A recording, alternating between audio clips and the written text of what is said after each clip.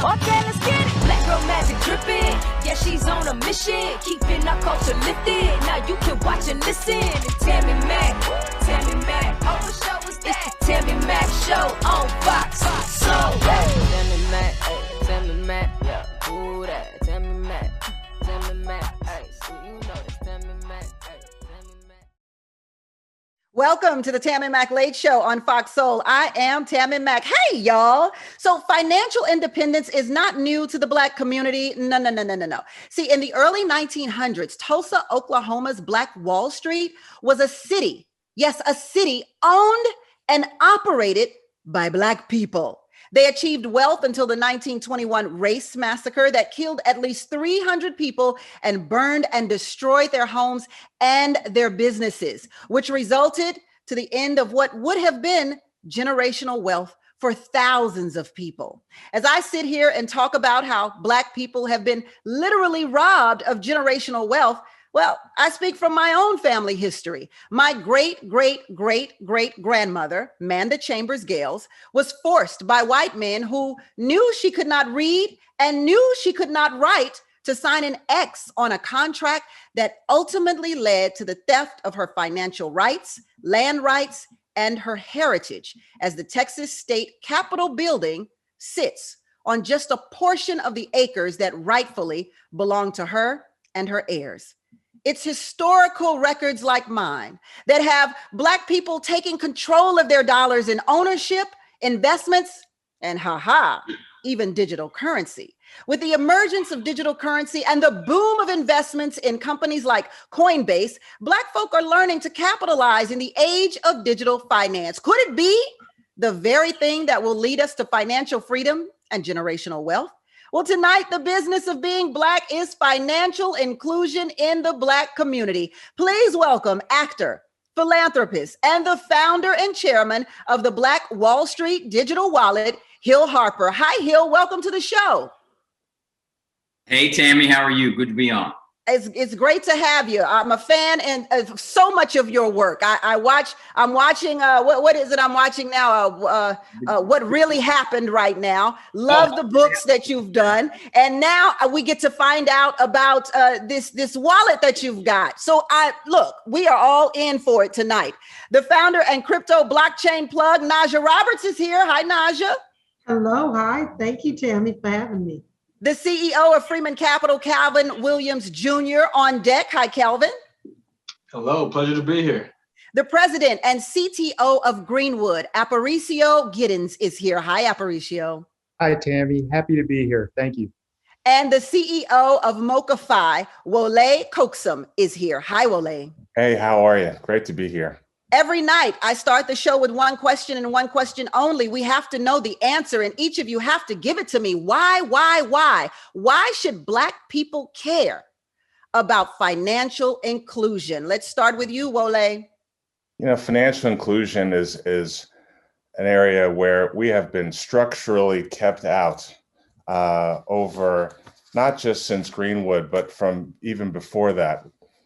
You think about the Freedmen's Bank that was created at the time that slaves were freed and put their savings into what they thought was an federally secured bank, and it turned out that it wasn't. And that was our first experience in terms of institutional exclusion that destroyed wealth. And it just kept going, whether it was in Greenwood, whether it was FDR and the New Deal, whether it was, as recently as the Great Recession. And so financial inclusion for the Black community is so important because we have every right to have the opportunity to create wealth and pass it on to future generations. But that's been something that's eluded us so far for too long. And now I think we have an opportunity to change the game. And all of us at this table today, plus many others, are representing a new model for financial inclusion that is one that's defined by ourselves, for ourselves, which I think is just very inspiring. So I think that's why it's important, because that's what we are here to do in terms of creating wealth for this generation and future generations. Calvin, why should Black people care? Yeah, I mean, if you're going to talk about financial inclusion, it means that you're specifically focused on who have not normally been included, and that is people of color and Black people. And so we have always tried to build wealth in a number of ways. And now with the liberation of technology, with financial technology platforms, with new companies that are coming up, and now whole new asset classes, this time is giving our community, our people, the chance to basically take one in a generation lifetime financial moves to help position themselves and their children in a much better position right now. Aparicio, who has said that I should call him Reese. So Reese. So financial inclusion, a piece of that is education. And what I love is that the smartphone movement has created a whole lot of opportunities for us to bank from the palm of our hands, also to be educated, to read, to find out things that we can invest in, things that we can do, how we can move our money, not necessarily quickly, but in the best interest of us, and not necessarily rely on the check cashing agencies and the predatory lending in our communities. We have a strong opportunity now because we can bank from the palm of our hand. And with the pandemic, it just accelerated the use of smartphones for digital currency, for traditional banking. So fintech opportunities are huge right now for the community itself. And then also a huge opportunity to recirculate dollars back into the community.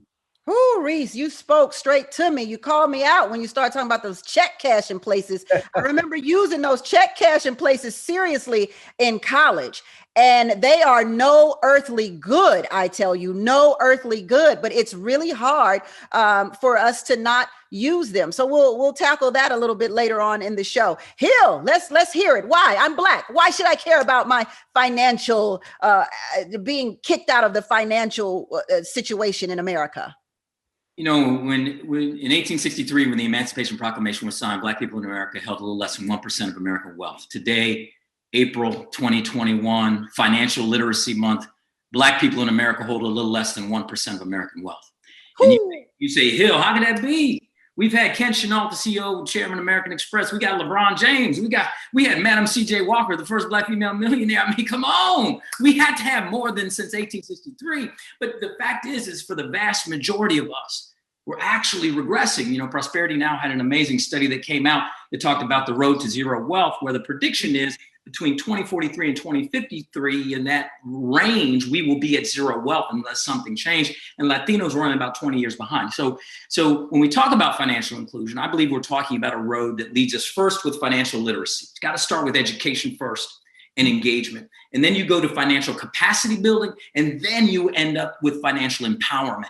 And that's the road we're on. I mean, these everybody on here is about that road. And that's what makes this so powerful, because combining the tool of education with technology that everybody's talked about is this secret bullet, because there's a decentralization element here where we're able to start to break down the barriers of entry, start decreasing the friction for folks to start participating in capital markets and all sorts of things that they've been locked out of. And so that's what inclusion is. But inclusion is such a soft word to me, to be honest. I want empowerment.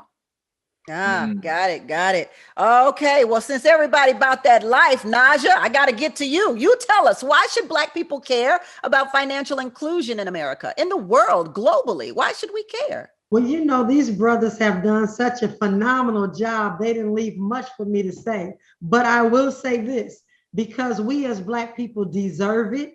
We have built this country, and we have built everything around the world, our ideas, all of these things. We deserve it. It's our turn. And I'm going to say that we absolutely, as a people, have to do something different than we've done.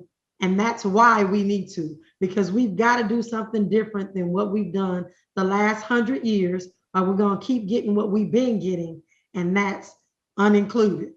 That's 1% of the wealth of America, I guess. Hill, I want to go back to that. Why? You said in 1863, we were 1%. And in 2021, we are still 1%. Why? Because of extreme systemic and institutionalized barriers that have existed. So you don't think it has anything to do with Black people people's personal decisions. I spoke about how in college, I had to run it at check cashing place a couple of times. Do you think it has anything to do with our personal decisions? No. So Tammi, let's be very clear. You running to that check cashing place in college has to do with your access and the fact that even the banks who are in most of the neighborhoods are participating in what I call hidden predatory. So 80 to 90% of the financial instruments and products in most of our communities are either predatory on their face or hidden predatory. What do I mean by a bank being hidden? What I mean by a bank is Wells Fargo is involved in a bunch of lawsuits now. What is, you encourage folks to have $600, $800 in their account, but then you charge them $200, $250 a year in banking fees, overdraft fees. You're not hitting your minimum deposit requirements, all of these things. How can you build wealth in an ecosystem that's taking that much money out of it? It's extremely expensive to be poor, and living wage hasn't kept up with inflation. So most poor folks, most marginalized folks are dealing with check cashing spots. They're already getting paid too little. You take all that percentage out of that check, you get it. Then you're dealing in cash, which is losing its value every year. The buying power is decreasing significantly. So if you're just holding that same cash, you're actually losing. You're just losing, even if you, so, because we are a culture of mattress money. 50% of Black folks are unbanked. The other 80% of the other 50 that are banked are predatory banked, okay? And so here's the key. There are so many structural barriers that are trying to take money out of folks' pockets in the communities. And it's staggering the amount of money that just gets drug out of our communities. And technology right now, we can change that, shift it. And that's why I founded the Black Wall Street. And that's why Miss Najah is my partner, because she's just ridiculously dope. Well, let me tell you something. What was ridiculously dope was it's expensive to be poor. Whoa, did we get one tonight, or did we get a quote tonight? It is expensive to be poor. We're going to take a quick break and we'll come right back on the Tammi Mac Lade Show on Fox Soul. Welcome back to the Tammi Mac Lade Show on Fox Soul. Tonight, the business of being Black is financial inclusion in the Black community. Please welcome actor, philanthropist, and the founder and chairman of the Black Wall Street digital wallet, Hill Harper, along with the founder of Crypto Blockchain Plug. Najah Roberts is here, the CEO of Freeman Capital, Calvin Williams Jr., the president and CTO of Greenwood, Reese, and the CEO of MokaFi, Wole Coaxum. So I want to know, we're about to talk about digital currency, right? And what that means. And this is the thing that I find. Black people are scared. We are scared. We're scared to move in a direction that is new to us. And Najah, I love how you said, look, why would we continue to do the same thing that hasn't worked for us? Why wouldn't we try something new? So I ask you, Najah, then, why don't Black people try new things? Why are we afraid to try something new? Well, it's exactly as you said, people are really afraid to be the first. And I think a lot of times in our community, we're sitting back trying to see if it's going to work for somebody else first before we get involved. Just like the vaccine, Oh my God, yes. All my Black friends are like, I'm just going to sit around, I'm going to see if whoever take it, and then I'm going to take it. Yeah. Yes. And that's what we're doing in our community. And so it's really hard for people to have an open mind. And again, our community is unique. And so I say that, and I say to you, we really feel that if it is not broke, don't fix it. And so a lot of people don't understand money. They don't even know that the system is broken. So therefore, there's no reason to change what I'm currently doing because I'm all right. And that's what they think. And there's a lot of misconceptions really about how money works. And when you start to break those things down and they understand money, then they can even start to conceptualize what digital currency and cryptocurrency is about. And so that's the approach I've been taking. So there's a long list of government policies that help to create wealth for white people, but not necessarily for Black people. And you kind of speak about that, Najah. But how does this impact Black communities in the long run, Wole? Well, in terms of the policies that impact Black people in the long run, it's the GI Bill was probably one of the biggest forms of subsidies for the white community. And in the long run, that's led to today, 73% of white people own homes. And you compare that to 42% in the Black community. And it's the same number, if not less, today in the Black community in terms of home ownership. So let me ask you this. So the GI Bill was not granted to Black people. Is that what you're saying? The GI Bill was not afforded to Black people in the same way that it was to the broader white community, in part because the number of Black folks who were fighting in the military was limited. And secondarily, the GI Bill was really not targeted in terms of taking care of Black troops when Black men and women came back from fighting overseas. So, and I would imagine that once you get home, you can't really buy a home because the realtors are shunning Black people out of communities and out of home buying opportunities. Well, the realtors were shunning the Black community.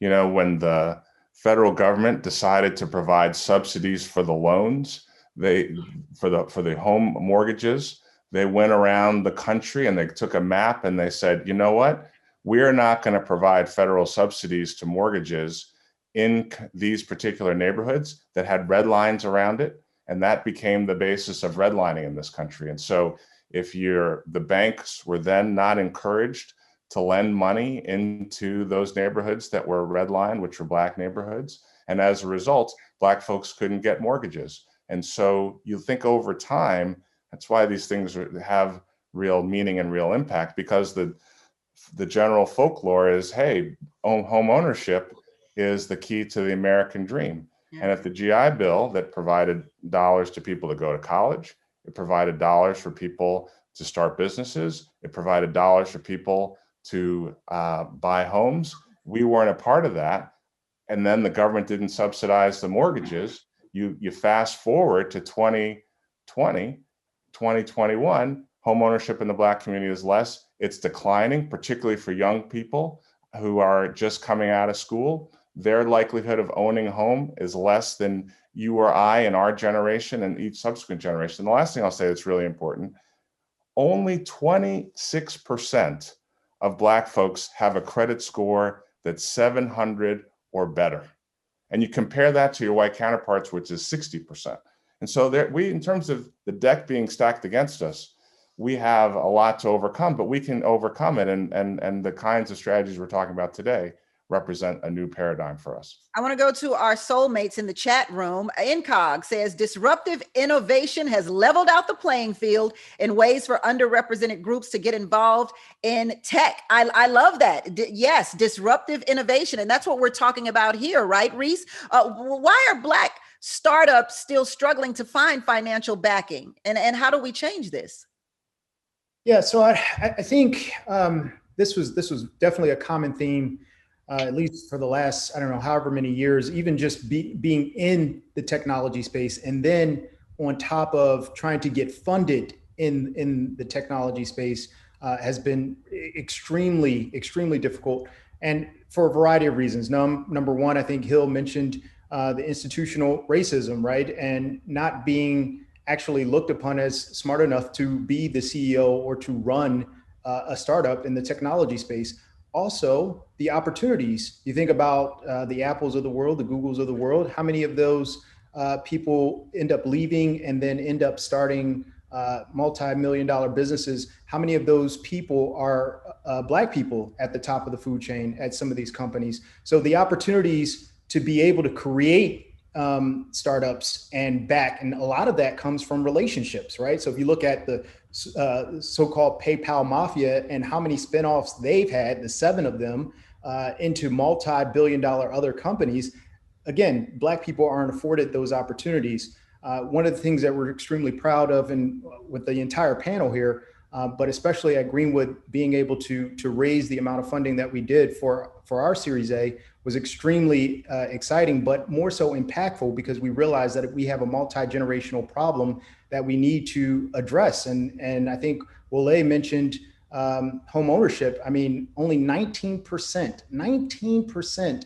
of all mortgage applications, traditional mortgage applications, were approved for Blacks. It's just it's incredible. Like it's hard for me to believe. That is let me whoa back the bus up.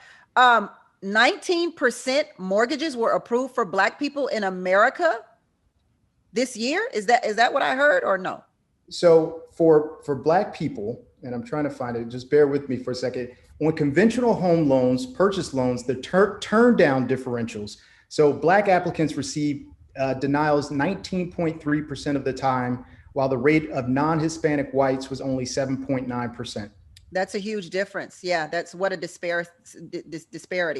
Therese, our soulmate in the chat, says the story of the Freedmen's Bank suggests that fighting for trustworthy bank access can improve outcomes, but isn't close enough isn't enough to close the racial wealth gap. Calvin, what do you say to that? So I say that what we've been able to do here at Freeman Capital is that we are building folks specific wealth journeys, because the reality is that for Black people, we have to be aggressive with the actions that we're taking to build generational wealth, while keeping in mind the fact that folks may start off with a conservative asset class or first investment.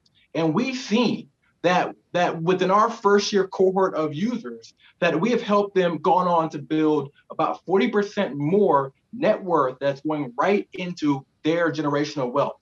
And so these problems are real, but with so much information, with these platforms like ours and like others that are here on this platform, we can give people these specific hyper-personalized actions that they need to take each month that will result in their net worth going up, to then enable them to take advantage of the opportunities that are going on right now.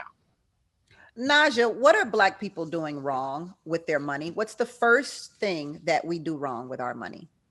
Spend it frivolously. Tennis shoes is number one. That is one of the big. Ooh, I got to push back on you on the tennis shoes real quick, Najah. I got to push back on the tennis shoe thing, because there are people making tons of money with reselling these sneakers. This sneaker thing is a whole new business out here, creating a whole nother income. But prior to this business, sorry, Najah, I don't mean to jump in, but prior to this business opportunity, we were still buying tennis shoes. Okay. So, okay. Sorry, Najah. I will give you that. Well, we can go with Louis Vuitton and Gucci, maybe. Well, yes. And Tammy, since you live here in Los Angeles, let's keep it real. Last month, when they got those stimulus checks, the line was around the corner at the Louis Vuitton store. It was not one Caucasian face in that line. They were all hair rollers, house shoes. They were out there buying on, and it's just sickening that our folks, that is the first thing that they run to is fashion and to look good for people that really don't even care about them at the end of the day. I want to talk about the stimulus when we come back from break, but I also when we come back from break, we're going to find out about Greenwood. We're going to find out about this Black Wall Street wallet. So we're going to find out about what you all are doing and how you're helping the Black community when we return on the Tammi McLeod Show on Fox Soul. Welcome back to the Tammi McLeod Show on Fox Soul, where tonight the business of being Black is Black inclusion in finances. If you want to see more of this Fox Soul content, it's easy. Just subscribe to our YouTube channel and make sure you hit that notification bell to get all of the notifications on new videos and live shows. And don't forget to click the thumbs up if you are liking what you're seeing, and I know you do. If we talk about money, you got to like that. Who don't like money, y'all? Come through. All right. So I want to get into what specifically you all are doing to increase Black inclusion, or maybe even like our soulmate Incog said, disrupt innovation here. So I want to go to you, Reese, with Greenwood. What's happening there? What is that about? Yeah, so we're excited about what we're doing at Greenwood. Greenwood is a modern bank for the culture, and what that means is we really are looking at it from a platform perspective. Most of the banks that have left the community or traditional FIs, one of the things that they focus on is feature rich, and they compete against features. What we have done is we've taken a cultural lens at the community, and we've been speaking to the community about multi-generational wealth, decreasing the wealth gap, talking about building up savings, talking about opportunities with your money. And so our purpose, our sole purpose and mission is, number one, to recirculate, to build a best-in-class platform, number one. Number two, it is to recirculate dollars back into the community. So you mentioned Black Wall Street, that the dollar, every dollar that went into that community recirculated 36 times. If you look at today, it only recirculates up to 6 times. And so we want to get back to recirculating the dollar. We spend almost $1.3 trillion every year. And so there are some huge opportunities to make decisions with education on how to manage that money from a foundational level. So I know we're talking about investments and digital currency, but foundationally, we need some of those foundation principles to come back. And these are principles that, our counterparts have been using to make money moves for a really long time. So at Greenwood, we're really focused on building out the community. And what's been really cool about the folks that have joined the wait list, over 500,000 plus people joined the wait list, is that they tell us every day, thank you for listening to us. Thank you for this opportunity. This is going to be great. And so we're really excited about that. Additionally, we want to be able to provide loans into the community, not just to consumers, but to small businesses. Because that's really, you talk about recirculation, imagine how that could help an entire community depending on where you are. So Greenwood itself is a platform that's digital. It will be available in the summer to everyone in the US, every city, and really looking forward to working with the folks that we partner with in the community. So Greenwood is a mobile banking platform, correct? Mobile banking platform. Yes, we are a digital bank. It's funny because digital banking platform. Yes, what's I'm laughing because my mother said to me the other day when I was in Houston, my hometown, and she said, "Hey, I need to go to the bank to do whatever business she had to do at the bank." And I was like, "We are not going to the bank. We're gonna sit here on this computer and do whatever you have to do on the computer." So I'm wondering how do you get people who are our mother's age and our mother's age involved in a mobile banking platform when they don't even understand the concept of not touching your cash? Yeah. So I would say folks are learning, Tammy. And what I mean by that is the pandemic has taught a lot of people who couldn't go to the bank how to pick up their smartphone, how to make a payment, how to do a transaction, how to send money to a loved one, how to pay a bill, how to deposit a check. We've learned how to use Apple Pay, Samsung, Google Pay at the stores because we didn't want to touch the POS systems. We've learned how to do that with the help of another individual, maybe at the store, or with our child or our grandchild, for that matter, showing us how to use the actual device. But part of that is tutorials and learning how to use the device. So we've seen an uptick in the number of people that have smartphones. We've seen an uptick in the number of people, over, I think 75% of people in this country are now digitally banking. We've seen an increase, almost 81% of African-American Black people feel comfortable now with neobanks like Greenwood. So we are seeing that shift. Okay. So it's gravitational almost. And so folks are on board. We've heard from a number of individuals that we've surveyed on our wait list saying that they're excited about some of the features that we're going to offer. Peer-to-peer. Go ahead.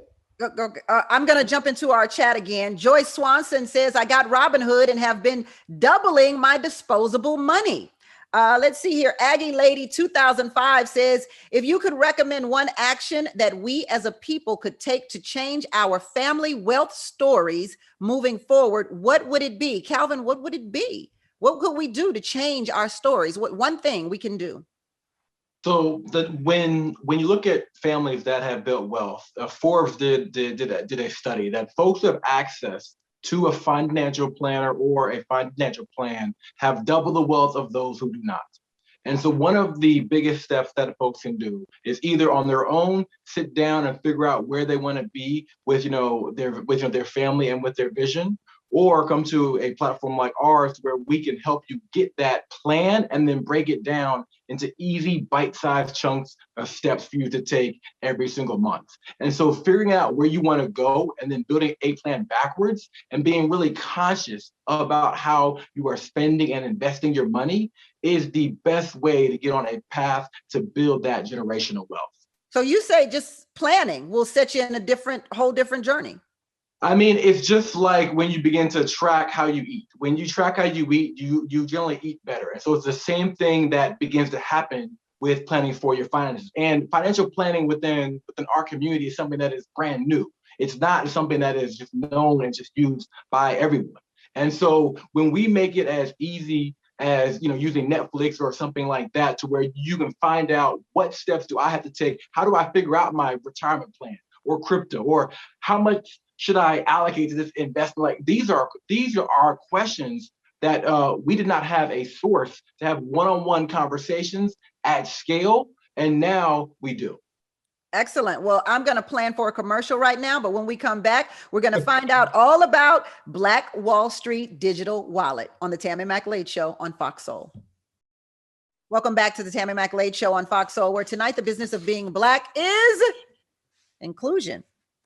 Inclusion in the money. Inclusion in where the money reside. Let's go to our chat room. Najah, since I'm about to talk to you, and Hill, I'm about to talk to Hill. But Therese says, our soulmate, says, I finally invested in crypto, although previously had a fear of the unknown. I stepped out on a limb. Is that something that we should be doing? Well, I'll definitely say yes. I believe that, but you need to be stepping out into the correct thing. So I believe that we have to do everything with full knowledge, and well, I don't want to say full knowledge, some knowledge and due diligence. And so when you're getting involved in cryptocurrency, it is a big space. You need to take bite-sized pieces and don't just get into something because some movie star or someone else told you to do so. Do it because you have realized that it is something that you can utilize for future value. And I'll say it that way because there's a lot to learn about this space. And if you jump in and get burned, then you will have a bad taste in your mouth and you'll really miss out on the hidden jewel. And I'll talk about that in a second when I get an opportunity. Okay. Interesting, because my gas station down the street, they take Bitcoin at the ATM. I was like, okay, it's time. So Hill, the Black Wall Street Digital Wallet, we have to know what it is and how it works. Sure. You know, when I wrote this book 10 years ago, I can't believe it's been 10 years, it's called The Wealth Cure. The idea was, how do we cure the wealth gap? And when this book came out, technology wasn't where it needed to be to do the things that I talk about in the book at scale. But technology is here now. And when O.W. Gurley founded what was to be called the Black Wall Street, the Greenwood District in Tulsa, Oklahoma, O.W. Gurley didn't say, oh, I'm rich, I'm gonna build the Gurley grocery store, the Gurley bank, the Gurley hotel, and have Gurley apartments where all these Black people can rent from me. He said, listen, I'm gonna create an ecosystem or a platform and a place where I can help other Black folks own businesses. So there ended up being 5 successful banks, insurance companies, doctors, butcher shops, barbershops. All of this grew up. The idea is rising tide raises all boats. That's why I love this pamphlet, because we're in a situation where what we're attempting to do is completely replicate what O.W. Gurley did in a digital platform. So I believe there were 3 pillars that created wealth in the original brick and mortar Black Wall Street. 1, institutional ownership, multiple institutions. 2, institutional trust. Folks trusted those institutions. And 3, what Reese talked about earlier, the movement of money or capital within the ecosystem, where a dollar changes hands anywhere from 30 to 60 to 100 times, oftentimes a year within that ecosystem. Right now, a dollar leaves Black community within 6 to 7 hours. And I believe, and the reason why we focus on a digital wallet is that if we don't own our wallets, our digital wallet with the advent of digital currency, then the dollar will start leaving the Black community within 6 to 7 seconds. So we're starting with a wallet to create this ecosystem. And then through that, we hope that we'll be able to onboard people through their financial needs. If somebody wants to have a bank, then boom, send them to Greenwood. Boom, right there.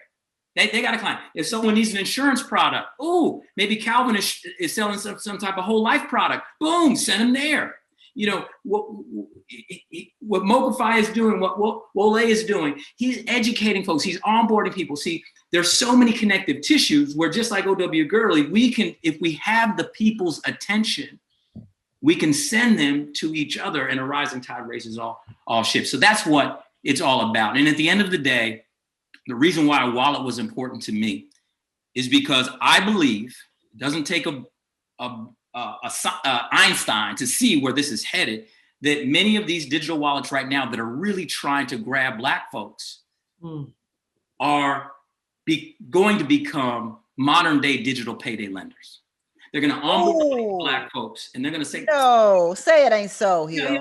You Black people, if you listen, if you can't afford that on Friday, we got you. We got you paid for it." And then you're going to have 3, 4, 5, 6, 7 million Black people paying 12, 14, 16% minimums to PayPal, Cash App, Venmo, etc. So we need to have our own digital wallets that don't try to prey on folk, that try to create connective tissue between other financial fintechs that we all can win if we're all pushing the boat in the same direction. So I'm going to go very, very basic here for some of our viewers, including me, who may not understand the totality when you speak of wallets. So can you tell us in simple terms? Absolutely. Easiest way to think about it is this. You know how your watch, and I know, Tammi, you're a fancy lady, has become an accessory? In other words, you use this to tell time, but you still wear a watch. It's an accessory. The same thing's going to happen with your Gucci purse. It's going to become an accessory. You'll still carry it, but you won't actually transact from it. Same thing will happen with the brother with a wallet. He may pull out his little lizard skin thing, but he won't actually pay for anything with it. You're going to pay with this thing. And so all a digital wallet is existing on an app here where you're actually transacting, paying for goods and services, or transferring fiat hard money back and forth to folks. Oh, you owe me $20? Boom, boom. Oh, you got it. You don't have to hand them a 20. You're not going to do that. If we compare it, can we compare it to a Cash App or PayPal or compare it? That's exactly what it is. And Square just got their industrial bank license. So what do you think that means, Tammi? You know what I'm saying? Listen, look, if it is honestly, if this is Cash App is for the culture. Ain't that right, Tammi? Well, look, I'll do a 500 Bitcoin giveaway with Jay-Z over in Africa. I'll write Megan Thee Stallion $1 million check, and I'll buy controlling interest in title. What am I setting up? I'm setting up a stream of Black folks to me, and then how do I set them up? I get them paying me monthly minimums. Ooh, that's ugly. But Cash App is for the culture. Ooh, hold on, where my phone at? I'm about to delete the app now. Look, so okay, go ahead, Reese. I hear you. I see you. So a lot of this is education. It's what Wole's trying to do, and what Hill mentioned, and so Warren Buffett, renowned, wealthy person, individual, was number one for a period of time before Bezos came and took over. But one of the things, and it's what I've been following my entire life, is he only invests in things that he understands, and he does it exceptionally well, right? And so he never invested, and I'm using this as an example, he never invested in technology because he didn't understand it. He stayed in railroads, et cetera, because he understood it. And so if we're going to take advantage of those opportunities, like Hill said, instead of being made out to be fools and paying minimums to a business, then all of us collectively, not just Greenwood or myself as an educator, we have to, it goes back to the foundation principles, is what I think all of us have been saying on this platform here. We've got to educate. So it starts with decreasing the digital divide, creating opportunities so people can learn how to use the computer to make money, to use their wallet, giving them access to smartphones. Starts by helping them understand what the heck wealth is. Which is what we're doing tonight, or trying to, that's our agenda tonight, to educate people. MokaFi, MokaFi, excuse me, MokaFi. Let's talk about it. What are we trying to do? So MokaFi is trying to close the racial wealth gap in a mobile way as well. But we're taking the approach that there are 4 things you need to do. First, you got to get a good quality bank account. And we've reimagined the bank account. We've actually turned the local stores in communities into bank branches where people can deposit cash into their account for free. They can take cash out of their account for free. They can do check cashing in the app, no cost to them, and have immediate availability.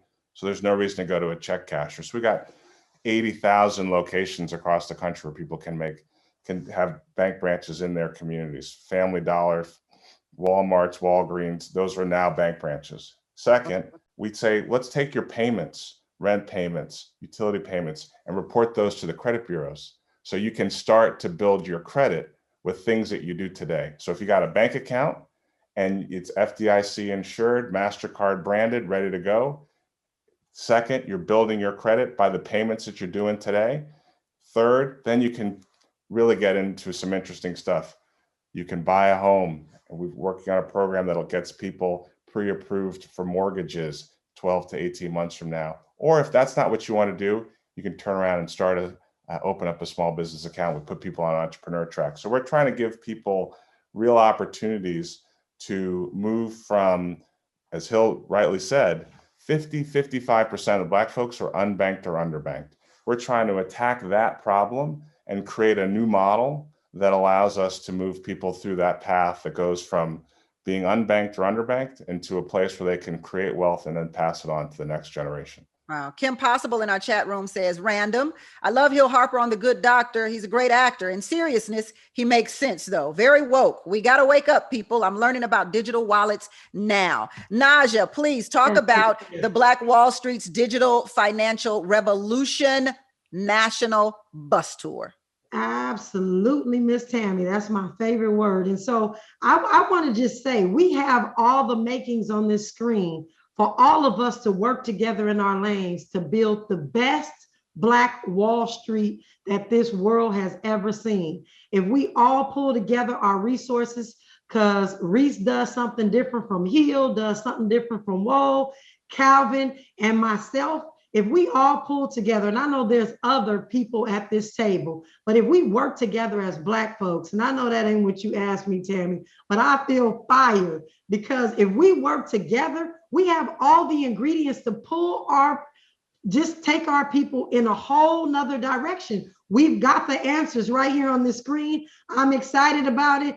And I'm going to be talking on this tour to every Black person that is willing to come out and listen about every last person on this panel, because they need each one of them. They need all the services that we provide independently, but together. So this tour is really going out, meeting our people where they are. I give all the credit to Jay Morrison and his corner classes, because I just thought it was a phenomenal idea. We're popping up on corners. We're teaching cryptocurrency. We're teaching economics. We're trying to just really plant a seed, because they may not get it right now, but that seed will be planted. And over time, they'll start to hear these things and they'll look around and say, hey, Reese and Hill and Calvin and Wole and Najah are working together for once. And I'm going to keep saying that, for once, because we need to pull together for once. We got 5 years, and that's my message on this road. Folks, we got 5 years in the Black community to get it together, because as an ex-financial service individual, and now 100% of my day is spent in crypto, I'm watching those West Side brothers. No, I'm not even going to call them West Side brothers. I'm watching those West Side folks laugh at y'all buying this Dogecoin, because yes, you're making a little bit of money. You're getting a little bit of money. I don't care if it's 100,000, it's a little bit. But what they're doing is siphoning money out of this community. And unless we understand what is actually happening and taking place, because they're laughing all the way to the Bitcoin bank, which is over here, because that's what I do. I join with Hill. And again, we're not in competition. Nobody on this screen should be in competition at this point. We've got 5 years to get this right. If we do not understand this digital divide, we are going to perish for a real lack of knowledge. But there is no turning back on this one, because money is changing forms and digital currency is the new evolution of money, and we've got to get it. And I'm passionate about that. And I'm looking to be on tour and send them to these brothers, because 65 million of us are unbanked. I'm gonna be quiet, but thank you so much, Najah. The tour starts in Los Angeles and ends in Tulsa. Is there a date yet?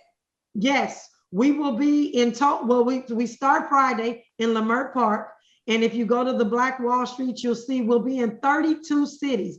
Every day we're taking the stage to talk to that different community about all the services on this stage, because it's not just about the Black Wall Street wallet. It is about the Black Wall Street. And we've got to do this. So thank you so much. Tammi, let me say something about Najah. And the reason why she's a co-founder, and the reason why I partner with her, she's one of 3 brick and mortar OTC crypto exchanges in the country. She's been looking people in the face-to-face combat literally in the street, helping to onboard people. She's like the Harriet Tubman leading our people out of financial slavery. The Harriet Tubman of the cryptocurrency. Young Harriet Tubman, of course. Okay. I have to wrap now, y'all. But look, Najah, I gotta get you. I'll get you on my radio show since you're going to be in Leimert Park on Friday. So we'll double back on this. All right. Thank you, Najah. Thank you, Reese, Wole, Calvin, and Hill Harper for being on the Tammi Mac Late Show on Fox Soul. We'll be right back. Don't go nowhere, y'all.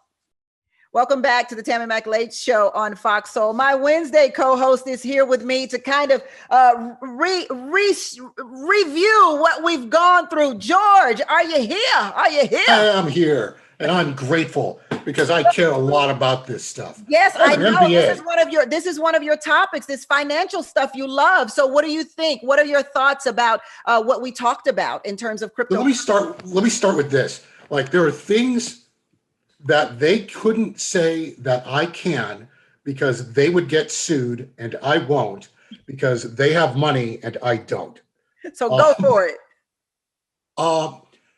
So Cash App was experimenting with this thing where they were going to try to loan people money in small amounts last year. Like, and I'm pretty sure that they've abandoned it, but it's exactly the kind of exploitative nonsense that, like, entrepreneurs in the Black community would understand is a bad idea and would not do.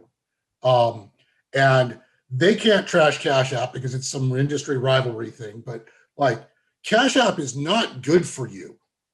If you're underbanked and that's what you're using to get money and to move money, you're going to get screwed eventually by a company that doesn't care about you. Like, they're opportunistic. Like, it's in the DNA of their company. And a lot of these other companies that are looking at it, like the folks that have been on the show tonight, are about relationships with the Black community. They have to create trust. That's where their money is going to come from. Like, if they don't provide a service that's trusted, they're going to die, and they know it. So they're going to go out of their way to keep from screwing people. Like, I think it's a fundamental. So George, in lieu of Cash App and PayPal, in lieu of those, what can people do, George? What's the answer?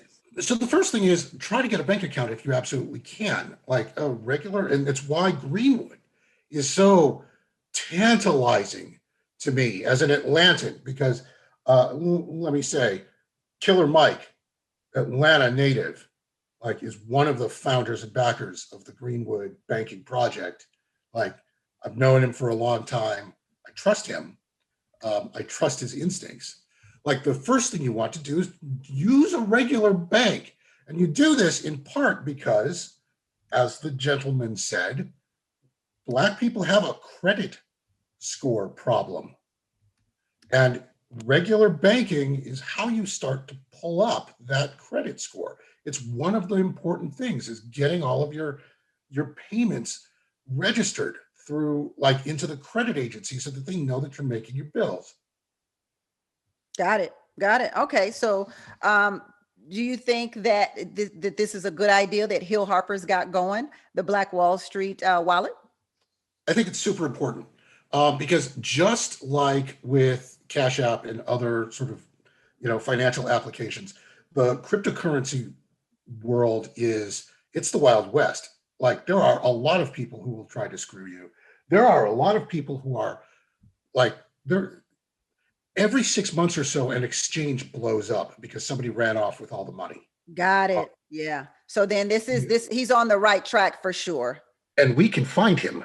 Yes. Thank you so much, George, for hanging with me on this Wednesday. We'll see you next Wednesday on the Tammi Mac Late Show. Appreciate you always hanging out with me on a Wednesday. I want to thank George, Hill, Najah, Calvin, Reese, Griddins, and Wole for joining me tonight. And thank you for watching me on YouTube. Make sure to check out our Foxhole deals tonight, okay? Also, make sure to check out Foxhole's Vaccine Town Hall special tomorrow, April 29th at 10 p.m. Eastern, 7 p.m. Pacific. If you have a question about getting the vaccine and would like to ask for our esteemed panel a question, we'll head over to Foxhole's Instagram right now, this minute. Our Instagram page, send us a quick video question to our DM, but make sure you send it in landscape, okay? I'll leave you tonight with our Foxhole deals. Trust, tonight's Foxhole deal will be sweet, and after that, more sweetness when you get into it with Tammi Roman. Until tomorrow, everyone, it's a blessing to be in your box. Bye, y'all.